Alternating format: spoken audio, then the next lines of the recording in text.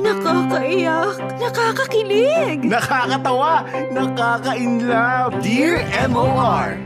nakakaiyak, nakakakilig. Nakakatawa, nakaka-inlove. Dear MOR. Dear MOR, good afternoon sa inyo, Popoy at Asmin, at pati na rin sa lahat ng avid listeners ninyo na nakatutok ngayon. Tawagin nyo na lang akong Yumi, 20 years old at kasalukuyang third-year medical technology student sa Batangas. Panganay ako sa aming dalawang magkapatid. 17 years old ang bunso kong kapatid na si Israel. Wala na kaming mama.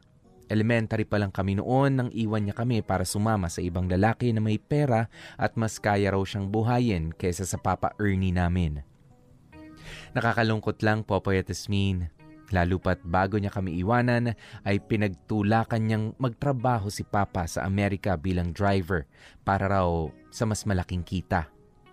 Sinunod naman siya ni Papa, pero sa huli ay iiwan pa rin pala kami.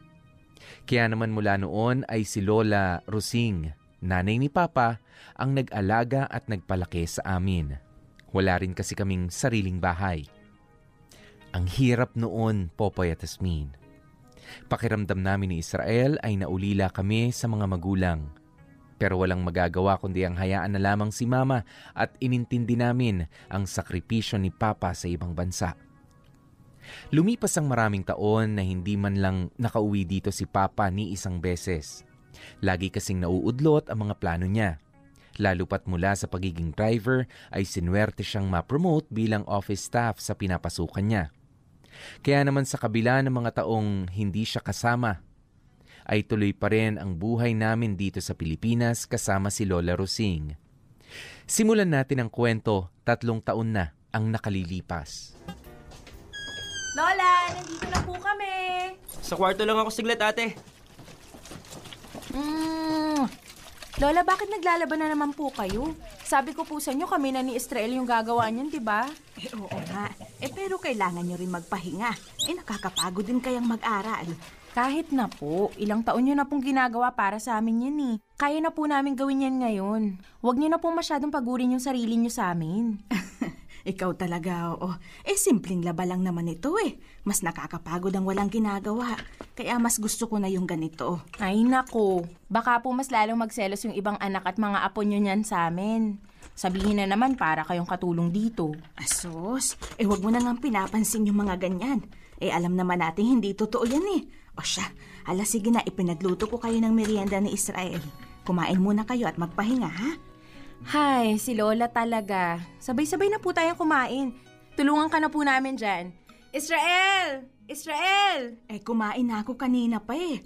Sige na, wag mo na akong intindihin dito. Kumain na kayo ng kapatid mo. Sigurado po ba kayo dyan, La? Ay, thank you po ha. The best talaga kayo. Sus. O sige na, kumain na. Sandali, buksan ko lang po tong pinto. Tita Gigi? Kayo po pala yan. Mano po? Ang lola mo? Nandun po sa may kusina. Tara po. Oh, Nay. Hapon na naglalaba ka pa. Hindi man lang ho ba kayo tinutulungan ng mga apo nyo? Anong ginagawa mo dito? Hapon na. Susunduin ho kayo. Di ba napag-usapan na natin to? Susunduin po? Oo. Hindi pa ba nababanggit ng lola nyo sa inyo? Aalis na kayong 3 dito at lilipat kayo sa Gigi. akin. Bakit? Paano na po tong bahay? Bakit? Kasi may edad na ang lola nyo. Sabihin man niya o hindi, alam nating napapagod na yan sa pag-aalaga sa inyo. Tulad niyan, hanggang ngayon ipinaglalaba pa niya kayo. Isa pa, hindi na rin naman naaalagaan ng maayos tong bahay. Sayang naman. Kaya parerentahan na lang. Sinabi ko nang hindi ako payag sa plano ninyong magkakapatid. Hindi ba? Kaya dito lang kami ng mga apo ko. Nay, pwede ba? Huwag na hong matigas ang ulo nyo. Isa pa, may nahanap na kaming magrerenta dito at magsisimula na silang maglipat sa Makalawa. Kaya kailangan nyo nang maghakot ng mga gamit nyo. Pero tita, huwag nyo na lang pong pilitin kung ayaw ni Lola. Maayos naman po kami dito eh. Abay talagang maayos. Dahil buhay prinsesa at prinsipe kayo dito ng kapatid mo Gigi, Hindi naman po totoo yan. mabuti pa umuwi ka na. Sige na, mag-aaway lang tayo. Pwede ba, Nay? Huwag niyo na akong pahirapan dito. Sinabi ko na sa inyo ang tungkol dito. Matagal na. Ano pang problema? Tatawagan ko po si Papa. Kaya sige, tawagan mo. Para malaman yung nagsasabi ako ng totoo. Hindi lang ako ang nagdesisyon dito. Alam to ng lahat, lalo na ng papa nyo. Kaya sa ayaw at sa gusto nyo, sa akin na kayo titira kasama ng lola nyo. Uuwi na muna ako ngayon. Total, wala pa pala kayong nae-empaking mga gamit. Pero babalik ako bukas. At sa ayaw at sa gusto nyo, maghahakot kami, ayos man o hindi ang mga gamit nyo.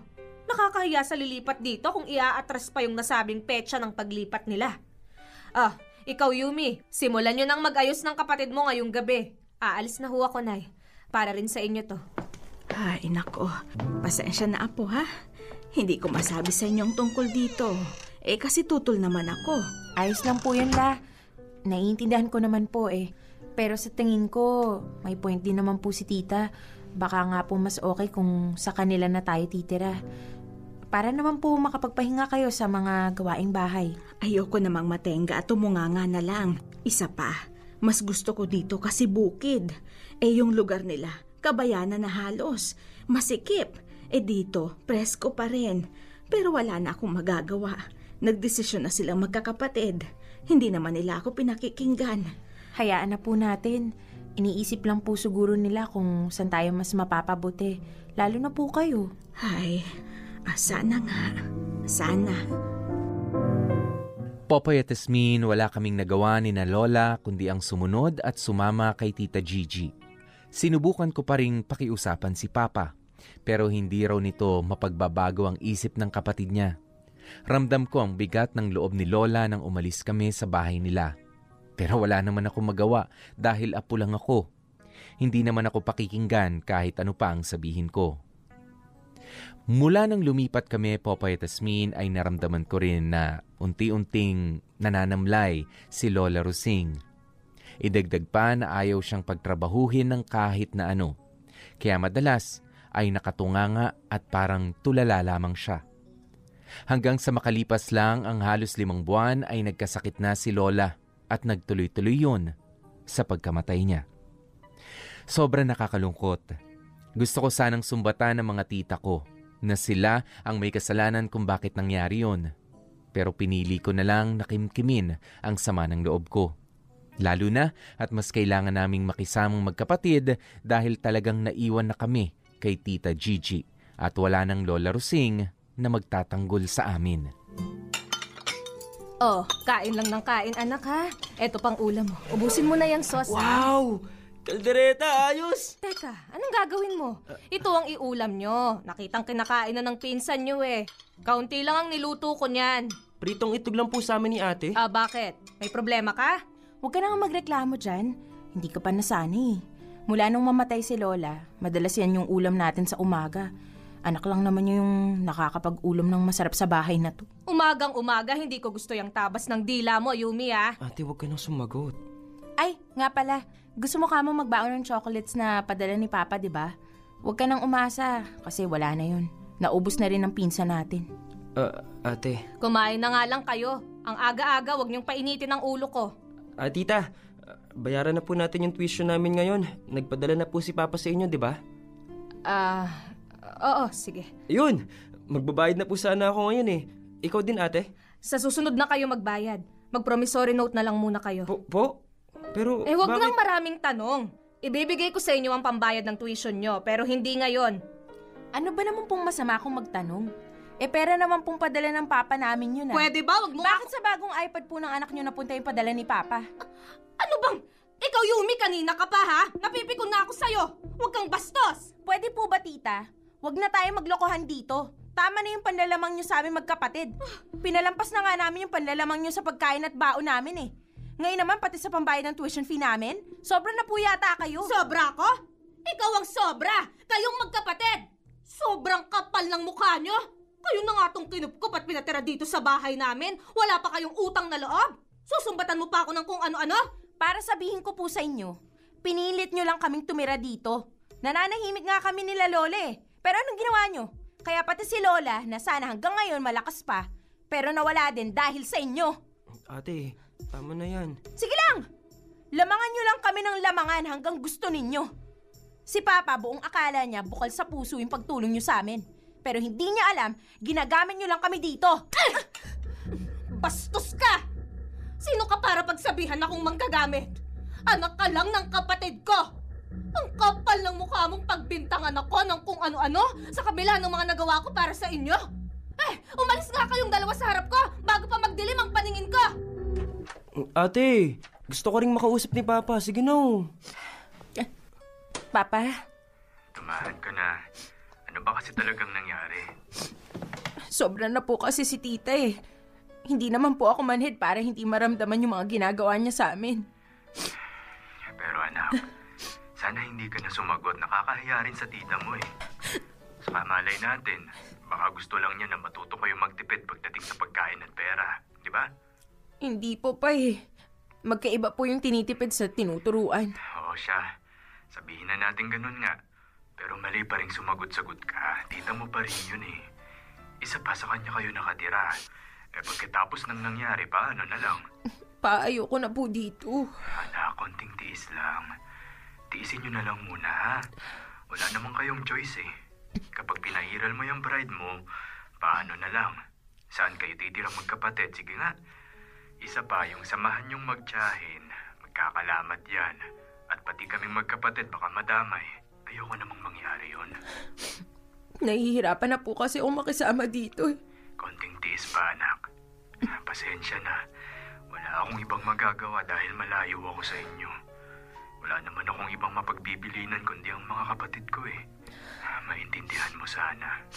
Ayokong pati ito eh, pag-ugatan pa namin ng samaan ng loob. Kaya sana kayo na ang bahalang magtiis. Mabait naman ang tita Gigi nyo eh. Kaya anak, sana mag-sorry ka sa kanya, ha? Mag-sorry ka sa nangyari. Pero pa... Please, anak. Mag-sorry ka na muna. Napapagod na rin ako mag-intindi dito eh. Tapos wala akong magawa. Kaya sana naman ayusin mo yan. Pakumbaba ka na. Sige na po. Matutulog na po ako. Sige na, anak. Pasensya na. Popoy at Tasmin, alam kong madalas ang mga kwentong naririnig natin ay tungkol sa pinagdadaanan ng mga magulang na nagsasakripisyo sa ibang bansa para sa mga anak nila. Pero this time, sana itong saloobin naman ng mga anak na naiiwan ang mapakinggan ninyo. Na hindi lang ang mga magulang na OFW ang nakararanas ng pagtitiis at sakripisyo, kundi maging kami ring mga anak na naiiwan dito. Popoy at Tasmin, kahit na medyo labag sa loob ko ay sinunod ko ang utos ni Papa. Nagkaayos naman kami ni Tita Gigi. Pero ramdam kong may puwang sa pagitan naming dalawa. Kaya makalipas lang ang halos isang buwan, ay ang kuya naman nila Papa na si Tito Armand ang nagpresentang kumupkop sa amin. Pamilyadong tao na si Tito Armand. Pero hiwalay sa asawa at nagsusustento na lang sa mga anak niya sa pamamagitan ng pagiging tricycle driver. Mabait at madaling pakisamahan si Tito. Yun nga lang. Tito, good morning po. Hoy, good morning. Papasok na ba kayo? Opo. Hingin ko po sana yung budget ko para sa school project. Tapos po, para naman po dun sa kapatid ko, yung pambayad po niya dun sa field trip. Opo, Tito. Pati sana yung baon ko nun, kukunin ko na. Para makabili na ako ng ibang pagkain ko pambaon. Ha? Ngayon nyo na ba kailangan lahat yun? Opo eh. Naku, patay tayo dyan. Ha? Bakit po? Ano kasi, nagamit ko yung padala ng papa nyo eh. Nasira kasi yung tile sa banyo. Di ba? Pinagawa ko yung kahapon. Tapos tong tricycle ko rin. Nababakbak na kasi yung pintura kaya pinapinturahan ko na rin ng bago kahapon. Nakapatay. Ganun po ba? Pero, di ba kakapaayos nyo lang po yung tile sa banyo nung nakaraan? Pati nga po yung kusina eh. Oo nga, syempre hindi lang naman para sa akin. Kaya ako unti-unting pinapaganda at pinapaayos tong bahay. Para sa inyo rin to, syempre. Nakatira rin kayo dito, di ba? Oo nga po eh. Kaya lang, paano kaya to, Tito? Kailangan na po talaga kasi namin ng pambayad ngayon eh. Sige, huwag kayong mag-alala. Tatawagan ko na lang yung papa nyo. Tapos, siguro dadalhin ko na lang yung pera mamaya sa eskwelahan nyo. Po? Pero, kapapadala lang po niya. Baka hindi po makapagpadala kaagad yun. Ako nang bahala. Sige na, umalis na kayo. Basta hintayin niyo ako mamaya. O, nabayaran nyo na ba yung mga dapat nyong bayaran? Ay, opo. Mabuti naman. Sinabi ko sa tito ninyo na manghiram muna ng pera eh. At babayaran ko na lang sa susunod na padala ko. Ay, nagkautang pa kayo, hindi naman dapat. Eh ano naman. Ang mahalaga na bayaran nyo yung mga kailangang bayaran sa eskwelahan. Saka papalitan ko rin naman agad yun. Kahit na po. Hindi niyo po ba nakikita parang pineperahan na lang kayo ni Tito Arman eh. Kaya nga, Papa. Mukhang balak nang ipatapos yung bahay niya gamit ang mga padala mo ah. Inuunti-unti pa. Yung tiles ng banyo at kusina. Nung nakaraan, pinapinturahan ng bago yung sala. Totoo po yun, Papa. Tapos, kami pa po yung idinadahilan na nakikinabang din naman daw po kami kasi dito kami nakatira. Kunwari, ganun. Mga anak, wag naman kayong magsalita ng ganyan sa tito nyo. Kahit paano eh, may punto naman siya. Nakatira din naman talaga kayo doon. Kahit na pa. Hindi naman po sapat na dahilan yun para pasimple kanyang perahan eh. Yumi, ang salita mo ha.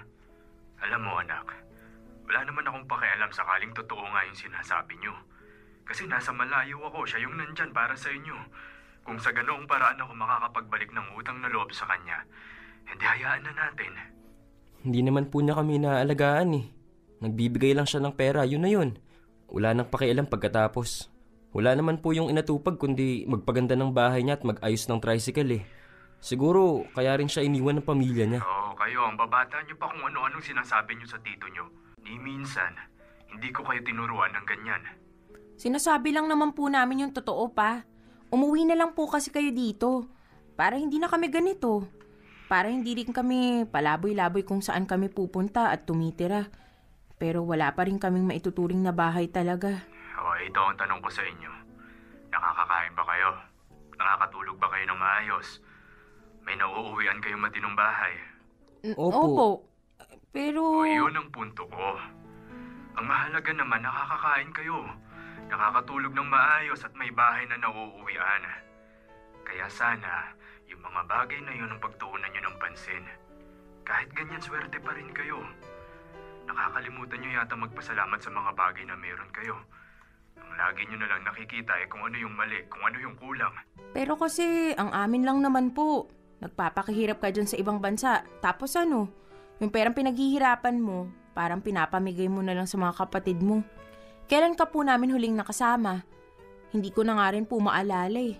Ilang taon ka na dyan, gaano na kadaming mahalagang okasyon sa buhay namin ang hindi mo kami nasamahan. Tumatanda ka na, Papa. Pero yung mga pinaghihirapan mo dyan, parang walang kinapupuntahan. May kinapupuntahan naman, anak. Saka mga kapatid ko ang mga yun. Ang gusto nyo ba pagdamutan ko sila? Isa pa, yun na nga ang tagal ko nang wala dyan sa tabi nyo at sila ang nag-aasikaso sa inyo. Utang na loob ko yun sa kanila. At yung mga padala ko lang kahit papaano ay pambawi ko sa mga tulong nila. Hay, ewan ko po sa inyo. Papa, bakit hindi na lang po kami bumukod ni ate? Pwede kaming mag-apartment o maghanap ng bahay. Para hindi na kami maging sakit sa ulo ng kahit na sino sa mga kapatid mo. Oo nga po. Sa totoo lang, matagal na po naming iniisip yan eh. Kasi nahihirapan na po talaga kaming makisama. At least kapag kaming dalawa na lang, mas madali na. Hindi naman ganun kadali yung sinasabi nyo. Titira kayo na walang matandang kasama sa bahay. Abay, mahirap yan, lalo sa panahon ngayon. Magiging mahirap lang po kung wala kayong tiwala sa amin. Pa, malaki na rin naman po kami. Alam na rin po namin yung tama sa mali. Ilang taon na rin po kaming nabubuhay na walang magulang sa tabi namin. Siguro naman po, sapat na yun para payagan nyo kami. Nahihirapan po kami. Ayaw naming umabot sa punto na pati samahan yung magkakapatid masira ng dahil sa amin. Popoy at Asmin, wala naman sigurong masama sa hinihiling namin kay Papa. Nagpapakatotoo lang kami dahil nakakapagod naman talagang makisama sa mga kapatid niya na walang ginawa kundi ang gamitin lang kami. Nakakapagod yung pakiramdam na may uuwian kang ang bahay, pero ramdam mo naman sa sarili mong hindi mo talaga bahay yun. Higit sa lahat ay nakakapagod yung pakiramdam na para kaming napagpapasapasahang magkapatid, na para bang wala kaming lugar sa mundo ng sarili naming mga kamag-anak. kung hindi lang dahil sa mga padala ni Papa. Minsan naiisip ko, Popoy at Tasmin, siguro hindi mangyayari ang lahat ng ito kung hindi namatay si Lola Rusing. Sa lahat kasi, siya lang yung talagang alam kong totoong may malasakit na ipinakita sa amin. Pero wala eh. Siguro ay panahon na rin naman talaga para matuto kami na tumayo na sa sarili naming mga paa. Kaming dalawa ng kapatid ko. #Dear MOR. Pasa-pasa. Dear MOR. Popoy at Tasmin, matapos ang halos 1 linggong pangumbinse kay Papa, ay napapayag din siya sa inihiling namin ni Israel. Ramdam ko na labag sa loob niya ang naging sagot niya.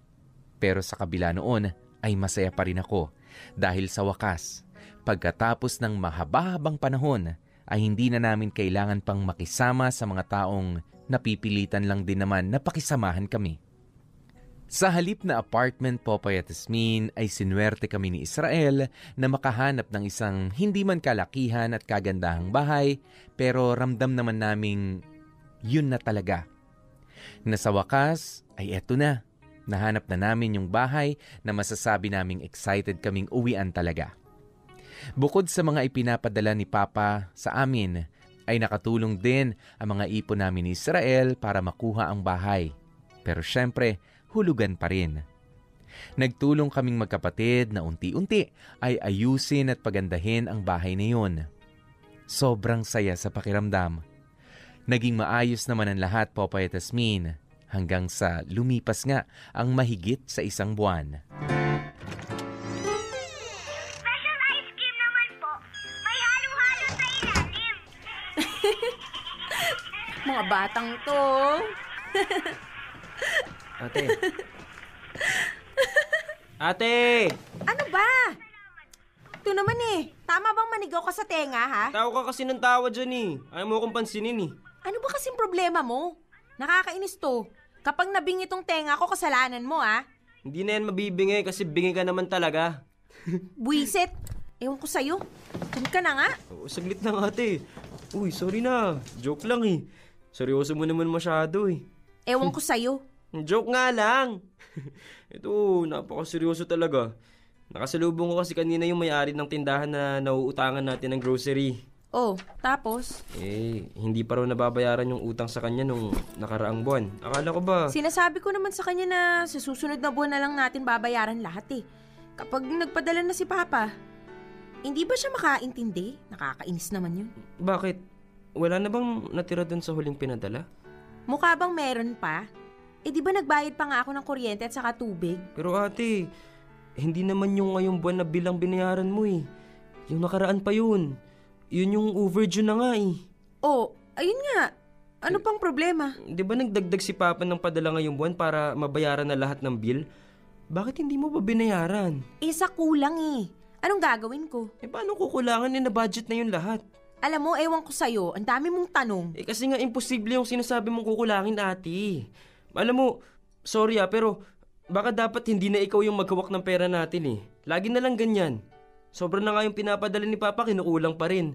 Paano nangyayari yun? Oh, at sino nga hawak ha? Ikaw? Baka nakakalimutan mo kung sino mas matanda sa atin. Oh, ano naman kung ikaw yung mas matanda? Ibig sabihin ba ikaw lang ang may karapatang humawak ng padalang pera ni Papa? Tignan mo nga yung nangyayari kinakapos pa tayo. Bakit? Paano nangyari yun? Dadalawa lang naman tayo ah. Oh, anong gagawin ko kung kinakapos? Akala mo ba ganun kadaling mag-budget ha? Hindi talaga magiging madali kung hinahaluan mo lagi ng mga luho mo. Akala mo ba hindi ko nakikita kung ano-ano yung mga pinagkakagastusan mo? Kung saan-saan ka rin nakakarating na hindi man lang nagsasabi sa amin ni Papa. Lagi mong dahilan, school project. Kung hindi ka pa nakita dati ng isa kong kaibigan, hindi ko malalaman ng mga ginagawa mo. Tulad nung nakaraan. Sabi mo, overnight para sa research pero nalaman ko na nag-swimming lang pala kayo. O ano to? Pinagbibintangan mo ako ngayon na inuubos ko yung pera natin? Bakit? Hindi ba ate? Isipin mo nga mabuti, pinaghihirapan niyang perang yan tapos ginagamit mo lang sa kung saan-saan. Pinagkakatiwalaan tayo ni Papa. At ikaw mismo ang nakiusap noon. Pero ano tong ginagawa mo ngayon? Ano na lang yung mararamdaman niya kapag nalaman niya tong mga ginagawa mo ha? Anong sasabihin ng mga tito at tita natin? Na dapat hindi tayo hinayaang magsulo. Kasi kung ano-anong kalokohan lang ang gagawin natin. Anong gusto mong mangyari ngayon? na ikaw yung maghawak ng padala ni Papa, ha? Tapos ano, ikaw naman yung gagasta? Ganun ba? Huwag mo akong itulad sa'yo. Hindi porke ginawa mo, gagawin ko na rin. Kaya kong gawin yung tama. Hindi porket mas bata ako sa'yo, na ganito na lang ako, hindi ko na kaya maging responsable dito sa bahay. Pasalamat ka nga, hindi ko pa sinasabi kay Papa yung mga pinagagagawa mo eh. Dahil ayoko mag-intindi pa siya doon. O edi thank you. Sige, ikaw na yung magaling at mabait na anak. Ikaw na. Huwag kang mag-alala. Hindi ko papakialaman yung susunod na padala ni Papa. Isaksak mo pa sa baga mo lahat. Bida ka eh. Ate, hindi ko ginagawa to para magmagaling. Gusto ko lang malaman mo na hindi porke sagana yung naipapadala ni Papa, pwede na nating abusuhin. Dapat nga mas pahalagahan natin yun eh. Kasi hindi lang yun basta pera. Kapalit ng bawat halaga na yun yung mga taong hindi natin siya kasama. Na lumaki tayo sa kung kani-kanino kamag-anak. Na wala tayong magulang na kasama, ate. Para lang sa perang yun. Sana maintindihan mo. Popoy at Esme, naaminin ko naman na mula nang magsulo kami ng kapatid kong si Israel at ako ang humawak ng mga padalang pera ni Papa, ay nabulagan ako. Masyado akong nadala ng mga halagang nahawakan ko na nakalimutan ko yung pagkakataon at tiwalang hiningi namin kay Papa. Sa totoo lang, sa kabila ng sama ng loob na naramdaman ko kay Israel nang magkasagutan kami, ay nakaramdam din ako ng inggit sa kanya. Nabuti pa siya. Siya yung mas bata sa akin pero siya pa ang mas nakakaintindi sa sitwasyon na kinaroroonan namin. Kaya naman hindi na ako umangal pa nang siya na ang tuluyang nag-budget para sa aming magkapatid. Dahil hindi naman kami nagkamali. Responsable si Israel. Pero syempre, hindi naman ibig sabihin nito na hindi na kami nag-aaway bilang magkapatid. Dahil bukod sa pera, ay nagtatalo rin kami paminsan-minsan tungkol sa mga gawaing bahay o kaya naman ay sa simpleng pag-uwi ng gabi. Siguro ganun talaga. Kahit sabihing mas okay yung sitwasyon namin ngayon kaysa sa dati, ay iba pa rin kapag merong kasamang magulang. Popoy at Esme, halos mag-iisang taon na ang lumipas at naging maayos naman ang lahat. Hanggang sa dumating ang araw na sobrang tagal naming hinintay mangyari. Ang pag-uwi ni Papa. Aaminin ko, halo-halo ang nararamdaman ko mula nang magkita kami. Nandun yung kaba, yung saya, excitement at meron ding pagkailang. Ewan ko, pero siguro ganun talaga lahat sa umpisa. Mga anak, bangon na, tanghali na. Israel, Yumi, gising na. Bangon na, anak. Yumi, gising na. Naghain na rin ako ng almusal. Tara na, masamang pinaghihintay ang pagkain. Anong oras na po ba? 6:30 pa lang pala ng umaga eh. Pa, wala naman po kaming pasok eh. Matutulog pa ako. Tsaka ang aga-aga pa po. Mamaya na po kami kakain. Maaga pa sa inyong oras na to? Mag-aalas 7 na nga eh. Bumangon na kayo dyan para makakain na. Dali! Sige lang po. Mauna na kayo. Hindi po kami sanay kumain ng ganito kaaga eh. Ha? Kayo talaga, oo. Ganyan ba kayo lagi dito? Bumubuhos na yung grasya sa labas, nakahilata pa kayo dyan. Tara na, dali na, kumain na tayo. Kaantok pa eh. Kaya nga bumangon na para mawala yung antok. Dali na, lalamig yung pagkain oh. Ang lalaki nyo na, ang hirap nyo pang gisingin. Ito na po, susunod na. Uy, ate, bangon na dyan, tara na. Ay. Oo na. O, kain lang ng kain ha. Hoy, Yumi, huwag kang tumunganga sa mesa. Hindi pa rin ba nagigising ang diwa mo? Sorry po. Kumain kayo ng madami. First time ko kayo ipagluto. Ano po ba ito, Papa? Hindi ko maalala yung eksaktong tawag dyan eh. Pero niluluto namin yan kapag Thanksgiving sa Amerika. Masarap ba? Kumuha ka pa. Oh, Yumi, anak, ayos ka lang ba? Opo, nasamid lang po. Eto pa oh. Nahihiya pa yata kayong kumuha eh. Kain lang ng kain. Tama na po pa. busog na po ako eh. Ay, wala ka pa masyadong nakakain ha. Busog ka na agad. Kaunti lang po talaga kasi akong kumain sa umaga. Oy, teka, ikaw Israel. Ang bilis mo makaubos ha. Teka, ito pa oh. Ano ko pa? Tama na po. Ayos na po ako. Busog na rin po ako eh. Salamat po. Ang bilis nyo naman parehong mabusog. Kaunti lang ba talaga kayong kumain? Opo pa. Kaya naman pala ang papayat nyo eh.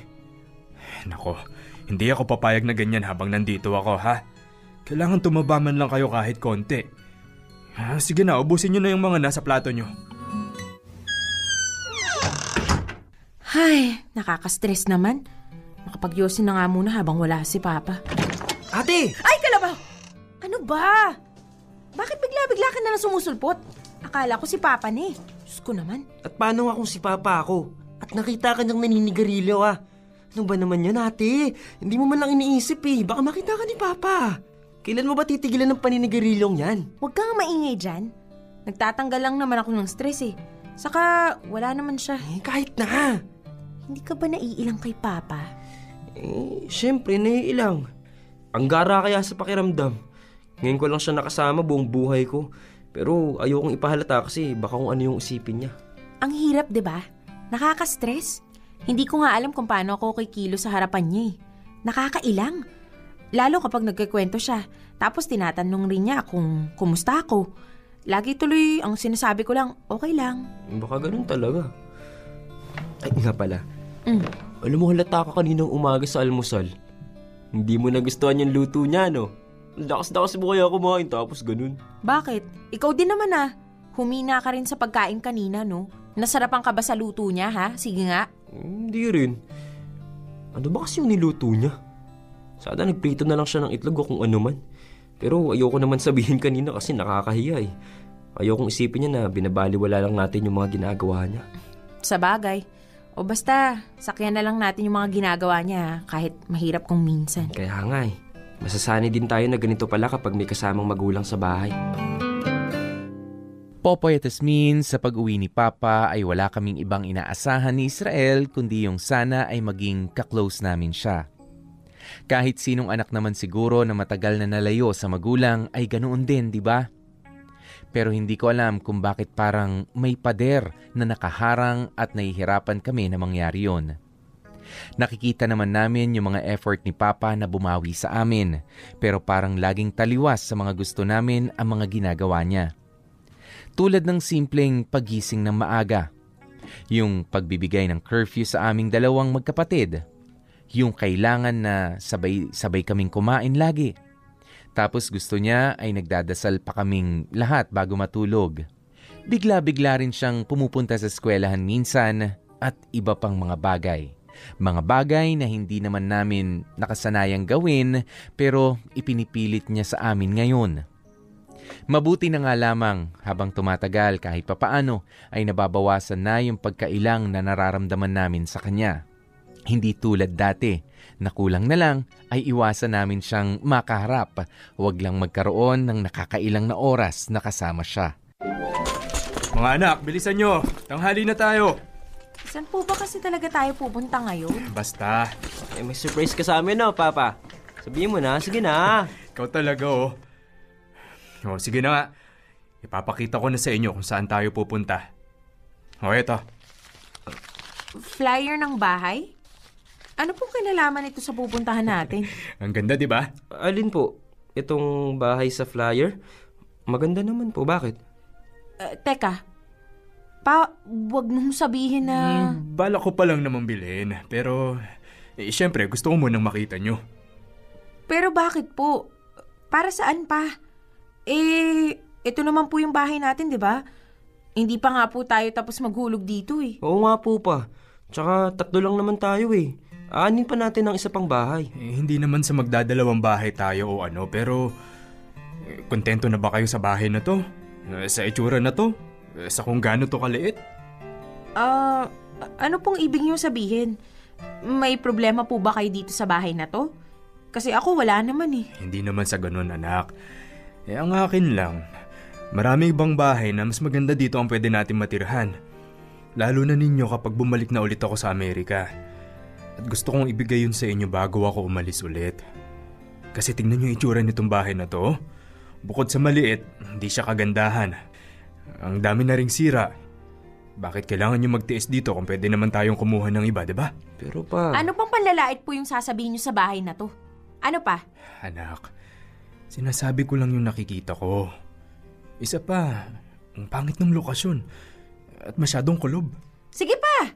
Itong bahay na nilalait nyo ngayon, hindi nyo alam kung anong pinagdaanan namin ng kapatid ko para lang makuha to at ipaayos ng ganito.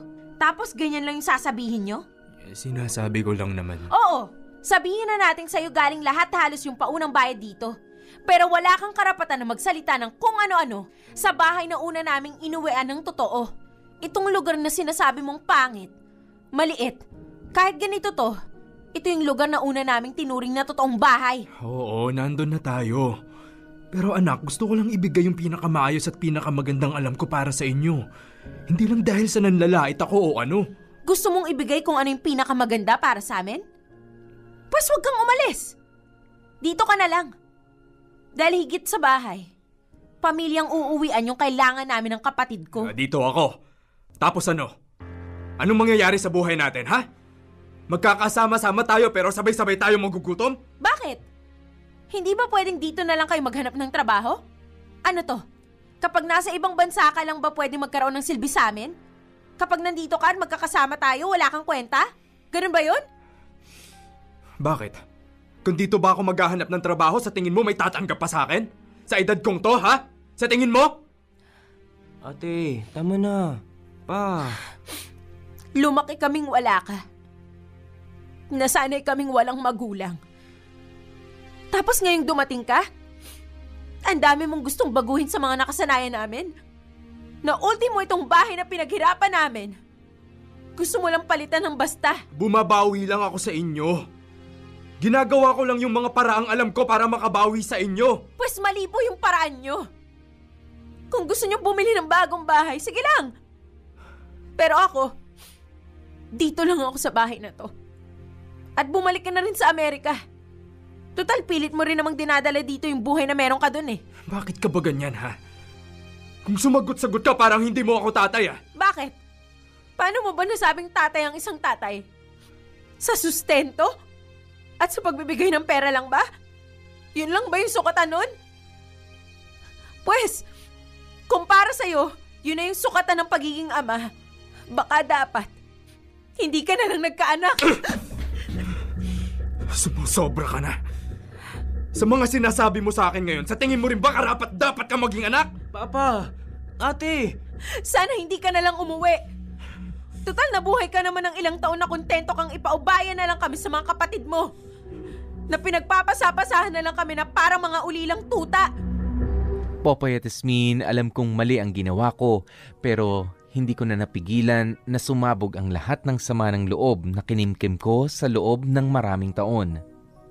Madali kasing sabihin sa isang bata na magtiis, na mas mahirap ang sakripisyo ng magulang. Pero ang hindi ninyo naiintindihan ay kung gaano kahirap din ang damdamin ng isang nangungulila. Maraming nagsasabi na hindi namin naiintindihan ang mga bagay-bagay. Pero kami ba naiintindihan nyo rin? Pero bilang mga bata, bilang isang anak, hindi man kami nakakaunawa, pero meron kaming emosyon na pinangahawakan. Popoy at Yasmin, bumalik si Papa sa Amerika na may samaan kami ng loob. Sinubukan niya pa rin akong kausapin, pero ewan ko ba, wala talaga akong gana. Gusto ko lang din na ma-realize niya na hindi ganun kadali yung mga nangyari sa amin noon ni Israel. Kaya sa lahat ng mga magulang na nasa ibang bansa, saludo po ako sa inyo. Pero saludo rin ako sa lahat ng mga anak na nagagawang magtiis at magpakatatag sa kabila ng malayong distansya mula sa inyong mga magulang. Ang tatapang ninyo. Kapit lang. Maraming salamat sa pagkakataong ibinigay ninyo, Popoy at Yasmin. More power at more awards pa ang inihiling ko para sa inyong programang Dear MOR ngayong 2019. Lubos na nagpapasalamat, Yumi. Dear MOR Dignidad. At yan na nga mga kapamilya ang pagtatapos nitong ating kwento ni Yumi. Nakikipagmatigasan pa sa kanyang tatay. Hindi ko may papangako na hindi ka masisermonan ni Kuya Popoy. Okay, nang konti lang naman. Oo nga, wala masyadong nagsasabi na nagsasakripisyo rin naman sila mga naiiwan dito. But then again, ako naman talaga agree. Okay, sa lahat ng mga OFW, actually yun nga, napipilitan, kinakailangan na mga ibang bansa para mapanagutan yung pangangailangan ng kanilang mga mahal sa buhay. Yung mga katulad ni Papa Ernie, pinuwersa ng pagkakataon na mga ibang bansa para sa kapakanan ng kanilang mga anak. Yun, sakripisyo yun. Kasi merong mga sitwasyon na yung parehong magulang mo nang ibang bansa, ayan, at kayo naman nandito. Akala nga nung iba, ayan, nag-enjoy yung mga bata na nandito. Ayan, pero ito rin ang sana maging malinaw para sa ibang mga OFW dahil walang amount ng pera na ipinadadala ninyo, walang amount ng mga pabango, ng mga kung ano-ano mga latest na mga gadgets, walang amount ng kahit anong material na bagay ang papalit sa presensya ninyo. At sarap nung experience na, uy, may padala na naman si mami, may padala si daddy. Pero meron talagang pagkakataon sa mga bata, lalo na nga kapag nakakakita at nakakaintindi na sila. Alam mo, hindi naman magkakaganyan itong si Yumi, diba? Kung hindi nawala si Lola Rosing, wala nang sisihan. Kung umikli ba ang buhay ni Lola Rosing dahil sa pinatigil siya sa paghahanap buhay niya rin, sa pagkilos-kilos, wag na yun yung questionin natin. Pero nung okay naman si Lola Rosing, diba, na nag-aalaga kina Yumi at Israel, ramdam naman nila na meron silang pamilya. Nga lang, hindi ka siguruduhan kasi na porke kapatid mo ay tuturing na kapamilya rin yung mga anak mo. Kaya swerte kayo na merong nakikitira kina tito, kina tita, na itinuturing kayo bilang isa, diba, bilang kapatid ng inyong mga pinsan, diba, na na pinapansin kayo, hindi kayo inaalila dahil yung iba katulad nga nitong si Yumi at si Israel na parang lagi sila parang bilang yung kilos mo, 'di ba? Magkaroon ka ng masungit na tiyahin o kaya naman ng magandang ugali sa katauhan ni Tito Armand, 'di ba? Kaya doon nasira simula nung nasira yung konsepto nila ng pamilya at they just don't feel that they belong. At yun nga sinasabi ko, hindi garantiya na kamag-anak mo ang tutuluyan mo para magkaroon ka ng sense of yung pamilya. Okay? So nawala yun. Kaya lang naghanap itong si Yumi, lalo na nga si Yumi, no? Nung sabihin nilang, ay hindi, magsarili na kami. Kaya naman, hinahanap niya na kasi yung parang may nawala na talaga Yung nanay, hindi na natin masisisi. Talagang ganun din Yan na ang kapalaran nga nitong sina Yumi, Ang hindi ko lang nagustuhan towards the end of the story, hindi rin naintindihan nitong mga bata. Dito talaga lumabas yung immaturity naman nitong letter center natin. Kaya naman sabi ko sa'yo, Yumi, hindi ko alam, kahit na pinuri mo kami kanina, ang programa natin, pinuri mo, hindi ko alam na hindi kita masisermonan. 'Di ba? Yes, naintindihan ko na nagsasakripisyo rin kayo mga bata na mga naiwan dito, na nakikisama rin kayo, 'di ba? Ibinilin kayo sa inyong mga kamag-anak, pwedeng sa mga pinagkatiwala kayo sa mga pinakamalalapit na kaibigan ng mga magulang ninyo. Alam nyo, kung kayo nahihirapan, yes, lahat tayo merong sakripisyo Yung mga magulang ninyo, kaya umalis yan ng bansa natin para mapaigi yung sitwasyon ninyo sa buhay. Okay? Nang hindi nyo pa naiintindihan yun noon. Okay? Ayan. At hindi rin madali para sa isang magulang na nasa matinong kaisipan ang basta ipagkatiwala ang kanilang anak sa kanilang kapatid, sa kanilang kamag-anak o sa kung kanino man na kanilang pinagkakatiwalaan. Dahil anak mo yan, 'di ba? Ano't ano man, desisyon mo na ipagkatiwala sila, may nangyaring hindi maganda, napagsamantalahan, kasalanan mo because ikaw magulang, responsibilidad mo na kilalanin yung tao na pagkakatiwala. Alam mo, dun pa lang napakabigat na nung responsibilidad, napakabigat na nung, anong tawag mo rito, nung pagkakonsensya sa inyong mga magulang. Kaya hindi naman sa nagsusukat ako, no? Hindi ako sa nagsusukat ng kung sino ba yung mas nagsasakripisyo, sa kung hindi, sila nga bang mga umalis ng bansa o kayong mga naiwan din dito. It's just that kapag ka naiisip nyo yung kapag ka sana naisip nyo rin yung ganong kalalaki at kahihirap na desisyon para sa mga magulang ninyo na dapat nilang gawin, di ba? Hindi naman yung, iiwan ko yan pero padadalang ko yan. Of course, it's not that easy. Di ba? Yun lang mga taong pakikisama nila, padadalan din nila. Kahit sinasabi mo, papa naman, pinakikisamahan ka lang nung ni Tito kasi pinadadala mo siya. Sige, nandun na yung kasama yun eh. Diba? It's kasama yan sa pakikisama na ginagawa nila. In their absence, meron silang mga tao na pinakikilos. Well, yung expectations kasi ng mga katulad mo, Yumi, ang sumisira din. Okay? Ang sumisira dito sa idea mo ng family. Okay? Syempre, tiyuhin mo yun. Iba yung tatay sa tiyuhin. Ibang magmahal si tatay kay tita. Ganyan yon. So, you just don't expect much. Okay? Kahit na yung tatay mo pa palang bumubuhay dun sa pamilya ng tinitigilan nyo, kailangan nyo talaga makisama bilang mga magkakamag-anak. Well, may mga ganyang klase kasi ng pamilya. Diba? Pero ako, I must say, sa pamilya namin, hindi naman ganyang kahirap na makisama sa mga tiyuhin, sa mga tiyahin. Although, meron talaga mga iba na iba rin yung ugali. Diba? At sigurado ko, alam naman ng mga magulang nyo, diba? Kung sino ang lalapitan. Nga lang, hindi ko nagustuhan talaga, Yumi, is yung, sige, ito nga, bumabawi ang inyong Papa Ernie. Okay? Fast forward na tayo nung nandito siya. Bumabawi si Papa Ernie kay Yumi at kay Israel. Tapos, dahil hindi mo nagustuhan, dahil na naman sa expectations mo na ganito si Papa, ganito, ganyan. Nako, Yumi, hindi ganun eh, 'di ba?